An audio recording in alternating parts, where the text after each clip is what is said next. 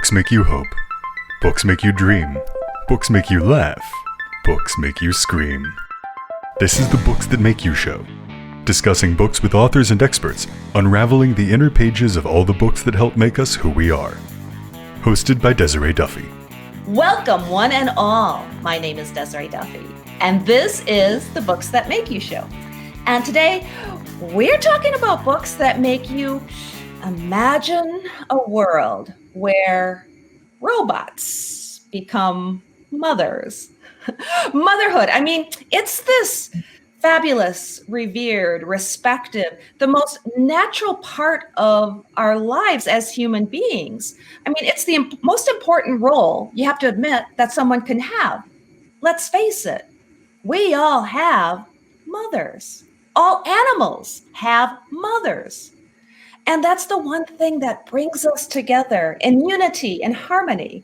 Mothers nurture us and they help us grow and become the beings that we are today. I mean, nothing could ever interfere in what motherhood means, right? Well, let's imagine a world where a botched biowarfare attempt puts all human life at risk. And to save humanity, scientists come up with a brilliant plan. They create super soldier robots that are programmed with a mother code. And it's got a set of instructions so that robots can raise and protect babies that are genetically engineered to survive in this brave new world. What could possibly go wrong, right?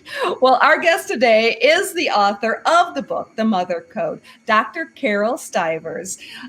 She is brilliant in this concept, and I really want to dig into that. She started writing, it says, at the age of 50, which means you must have also invented time travel and you're talking to us from the future, right? Sure, yeah. And this is also her debut novel, and it came out in August of 2020, which means that a story about a pandemic came out during a pandemic. So we're going to talk to her about that. Dr. Carole Stivers got her PhD in biochemistry from the University of Illinois at Urbana-Champaign and did her postdoctoral work at Stanford University.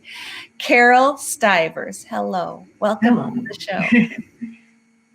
I am so glad you are here today. Now, I did my fun little drawing in the background. A little later, I want you to show the real drawing, though, because you are a mother and your daughter drew a portrait of what the robot mothers actually look like in your book.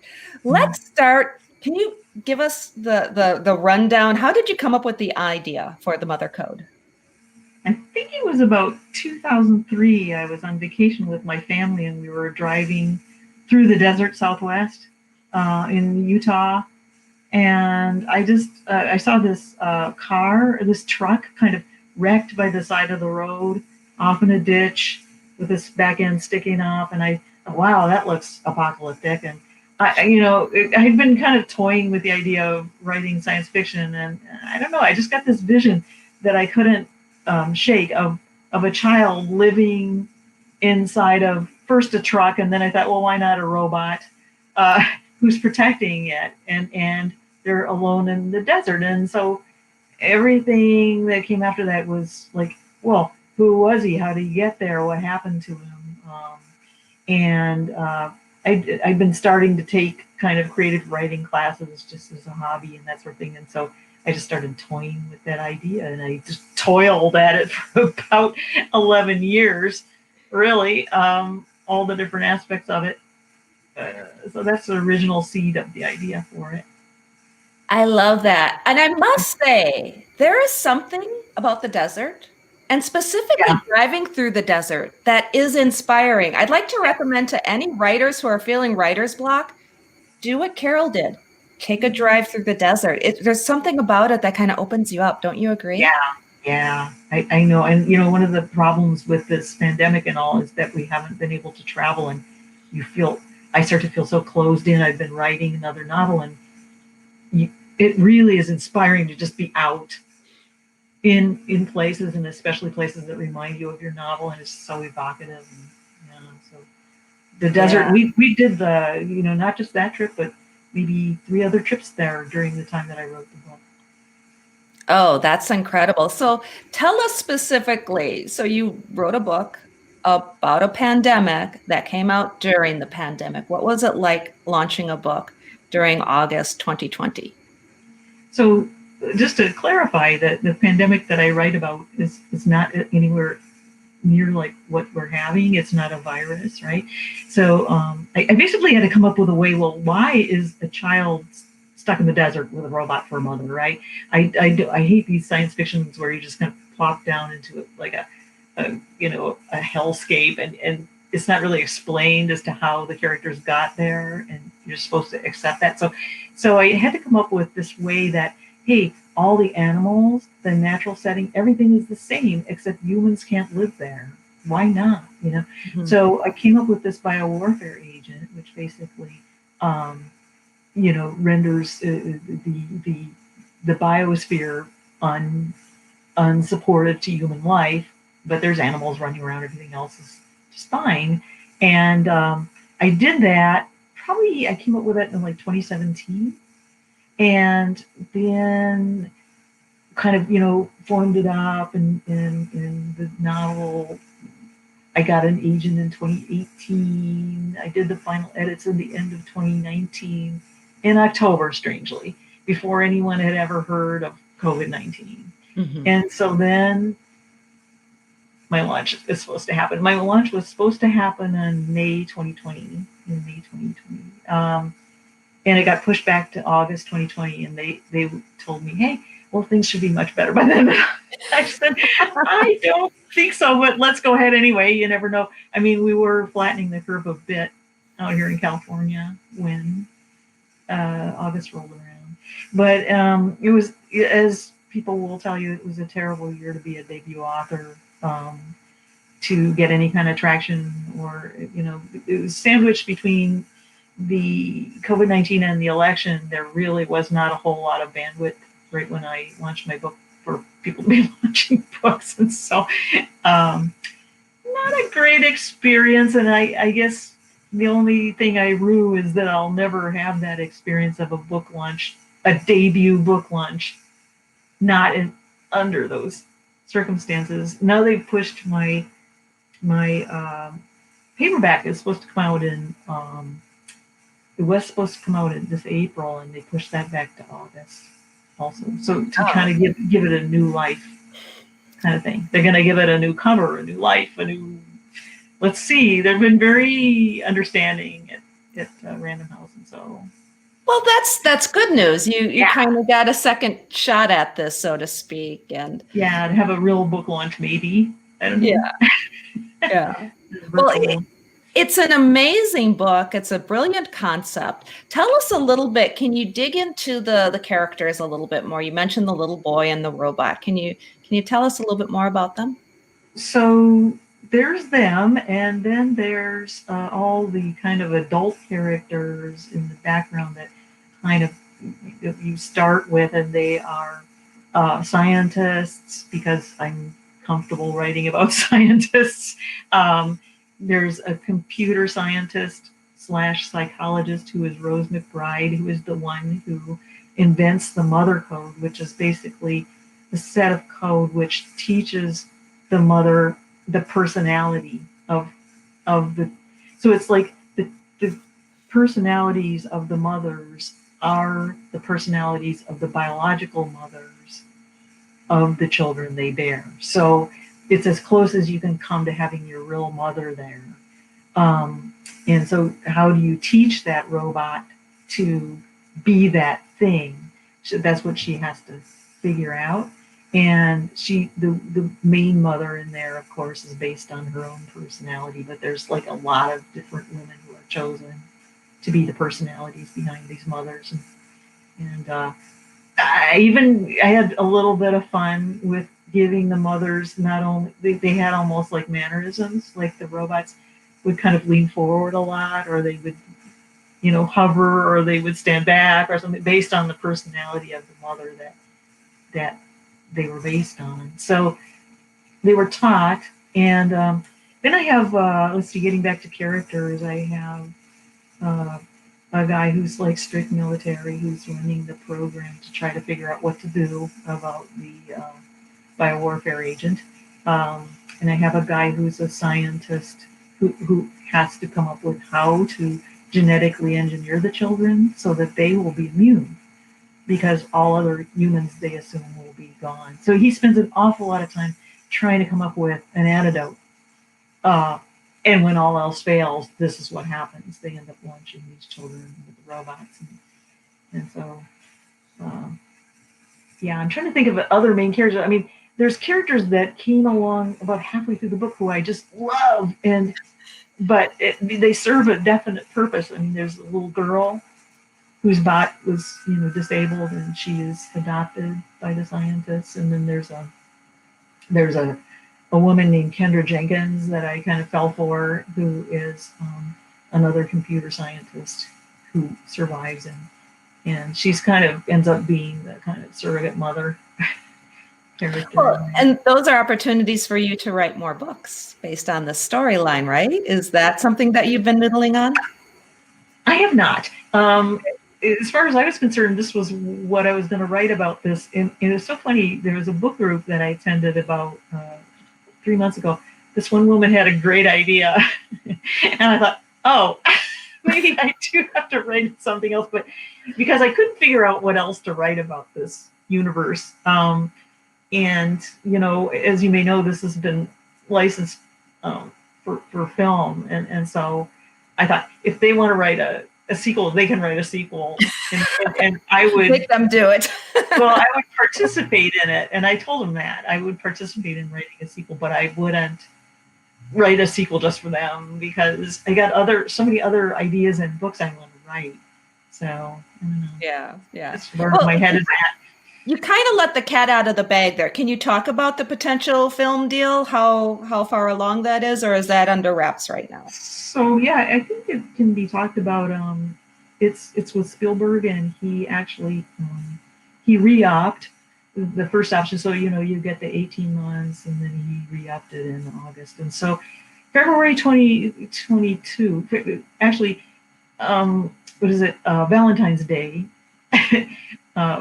2022, wish the best for me, because that's when they're supposed to make up their mind whether they really are going to go forward with the project. But I was very heartened in the midst of all of this that they did re-up the lease or whatever Right.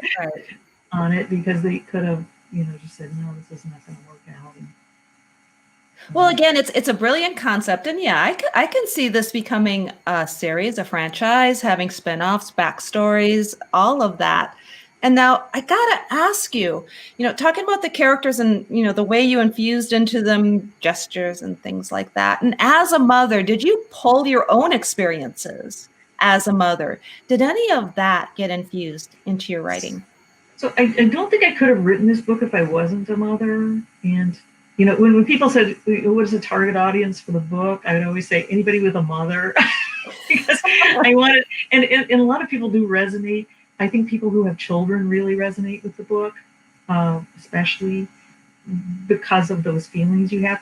But I wouldn't have known those feelings without being one, even adopting or something, just really having to deal with a child, and watching children grow and develop, and what is required. I think I had to have known that, otherwise I don't think I could have written it. I did not come by motherhood easily myself. I only have one child, and it was not easy for me to, get that child going. But there she is, and I'm so grateful and happy for it. And she drew a rendition of the mother robot in the book. Can we look at that? Yeah. I thought I needed a visual aid, because when I go on these, down here we're virtual, but I wanted to say that she's not humanoid. She doesn't have a head and a face and that kind of thing. So this is all the different parts of her. She has the store, she has the hatch, and he's inside. And this is the screen. I'm doing everything backwards here, but this is the screen that I would look through or and we would learn on. And this is her treads. And here's her ducted fans that are so loud. And this is a little hello hand because I shrunk this down. I use it as stickers and things for the books that I give to friends. But anyways, yeah, my daughter is an artist and web developer, that sort of person. She's very creative, and she actually started writing before I did, and kind of spurred me on to write in the first place, I think. Oh, that's excellent. Now, you did start writing in your 50s. What was it like writing at that point in your life? Doing that, I think it was great. I had thought of writing stuff many times over the years, and I'd always have too much to do, and I didn't feel like I knew enough about life or something. It took time for me to get to that space where I felt like I had things to talk about.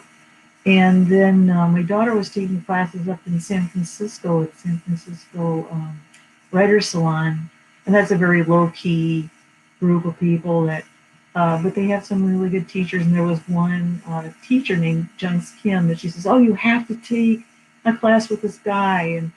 And because I was always like, "Oh no, writers, they're all just touchy feely, and I don't know if I want to get in there." And it turns out, no, not at all. We get in there, and there's people from all walks of life trying to write things. And Jens was he's a professor at it's a UCSF creative writing program, which is quite a good program.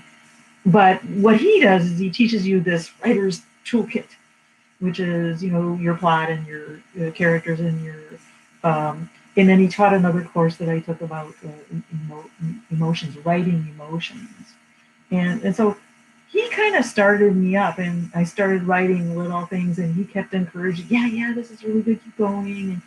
And then I got this idea for the Mother Code, and it became kind of my training wheels. Like I would just keep workshopping little chapters and things out of it, and getting into writers retreats and things, and then saying, yeah, this is really exciting, like keep doing. So it's how I actually found uh, my developmental editor, was through a writer's retreat, and she loved the concept so much. And so yeah, it was kind of very organic, and at the same time I never stopped my day job until end of 2017, because I was consulting for the last, say, 10 years of my actual working life, and very busy. Wow. Very busy. Wow. And of course, you bring a lot of your scientific background into your writing too. So as you're writing this, I mean, how hard is your science? And how plausible is the science in your book? Is this something that could be possible? Somebody asked me, like, why did you put this all the way out in 2049? Why couldn't you put it in your time frame? And part of it is because I'm such a stickler. Maybe I won't be going forward, but I'm such a stickler for the possibility of science getting that far by then, kind of thing. So, for example, the idea that you can genetically engineer a baby, like, people talk about it all the time, but it is not easy. And then the idea that you could grow a baby within a womb that is not a human womb is really not that easy. I don't think anybody's going to do it anytime soon. So, test tube baby is not a test tube baby at all. I mean, the original gametes getting together happened in the test tube, but then it's implanted in a human womb. So why is it? Can you educate me a little bit? Why is a human womb so hard to replicate? I'm not a specialist in embryology. I only know that there's conditions in there that aren't totally well understood in terms of, I don't know, I don't want to go off on science, I don't know. But I just, just one example, when I was in college, we had this project to grow birds, I think it was little chicks, outside the egg. And even it was a massive failure. I mean, they had all sorts of deformities and weirdnesses happening. And we were varying the tension of CO2 and oxygen and all this kind of the nutrients and things. And I think there's a lot of feedback goes on between the mother and child as the child is developing, that if it's not there, it's like the brain. I'm fascinated by the brain. We're carrying these things around all the time. We do these things all the time. We don't really understand all how it happened. So there's that whole idea of, can you grow a baby outside the womb? The other is with the robots themselves. I mean, I think people underestimate where we are with deep learning and all this sort of thing, that a robot could be developed that was this advanced. So I wanted to put that out in the future too, that there were advances made such that, yeah, that can happen, and even then it's a little difficult. So, and one of the kind of main things I loved writing about in here is that the child, the robot is originally teaching the child, but the child turns around and teaches the robot. And so the robot is learning as the child is learning. And so they become like a totally different thing together, like than what was intended, because who knew, right?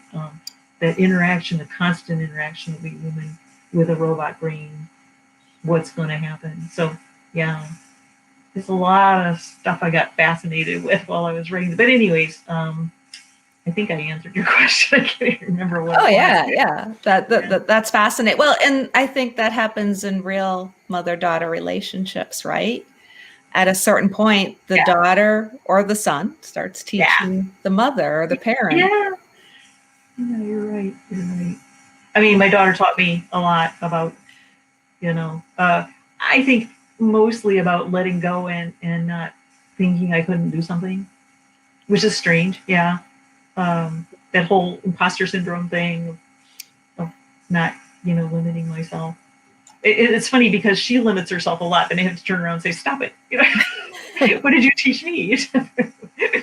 Yeah. Oh, that's great. That's great. It sounds like you guys have a wonderful relationship in that regard. Yeah. And here's the thing. There are so many scientists throughout history. I know so many scientists or people within the scientific community who end up writing science fiction or just writing in general. So I think there's a natural correlation there. I don't think you should, and obviously you don't anymore, but you shouldn't have had that imposter syndrome, because I think there's been so many before you who have done the same thing, that it's a natural progression in a lot of ways. Yeah, it's a comfort zone for me to start writing science fiction, even though a lot of the stuff I learned on writing was not science fiction. But and I have a feeling that I'll drift maybe a little bit away. But right now, that's my comfortable place. And I love writing science fiction because you can write about some really thorny ethical issues, and in a non-confrontational way, right? So you can talk about politics, or you could talk about religion, and in the guise of science fiction, and then you can kind of make people think, outside the box, and not say, come down on them in some other more familiar way, right? Oh yeah. A lot of allegory and metaphor and what ifs, and and here's the thing too, is science fiction inspires the science of the future. Even if you look at something like Star Trek and how it's legitimately inspired real technology of the future. So there's that, again, it's like that back and forth thing. So what you've written as science fiction one day may be the inspiration for a scientist to make it into science fact. And hopefully it all ends up really, really good. Yeah, I hope it's not necessary ever. Yeah. So you've teased us a little bit. Tell us what you're working on next. Oh, so yeah, I did get fascinated with this idea of the brain, and then two things that fascinate me are the brain and evolution, and then a comment that somebody. Well, so you shop the book around to agents, and when I was shopping it around, somebody asked to read the full manuscript, and he said, I really would have liked it if the children met aliens in the desert. I thought, but anyway, it stuck in my mind that I wanted to write some sort of, first contact kind of story. So I blended in the brain, first contact, and evolution all into one story. That's what I'm writing next, and it takes place in Iceland this time. I went from the desert to the very, very cold, from the very, very hot to the very, very cold. Iceland is another place. I I can understand why you can't go 2 feet in Iceland without tripping over an author, because it's just a super evocative place. And so we went up and we spent like 2 weeks there, thank God, in 2019, and I was able to soak it all in and write a story that takes place there. So that's what I'm working at. I just handed that in to my agent and the manuscript. Okay. And I'm praying that we'll find somebody to publish, that maybe the same people want to publish it, and it'll be so cool. Oh, that's exciting. Yeah. And this is a full novel too, right? Yeah. I tried to, originally thought of writing short stories, but I keep coming up with novels. So just as long as that's happening, I just keep working at that. Yeah. Oh, that's fantastic. And you're absolutely right. I have an author, Sarah Winiker. Her story is an Icelandic thriller. It's a little bit of Stieg Larsson meets the girl with the dragon tattoo, and she's very inspired too. And so I have never been to Iceland or any place Nordic myself, but that's something that I hear time and time again too, that it's a very inspiring place and just a rich place to pull mythology and lore from as well. Yeah, it's stuff. Well, it's like being on the set for the Game of Thrones. It's just like, here I am. I'm in the Game of Thrones. But she, I heard about Sarah through the book fest, and I made a contact with her via email, but we never connected. So I still want to connect with her. Talk about Iceland, because I know she's spent a lot of time up in there. Yeah, absolutely. She even has mittens that were knitted by, I think it was the First Lady of Iceland or something. Oh, really? Yeah. Crazy. I'm like, wow, that is so cool. Yeah.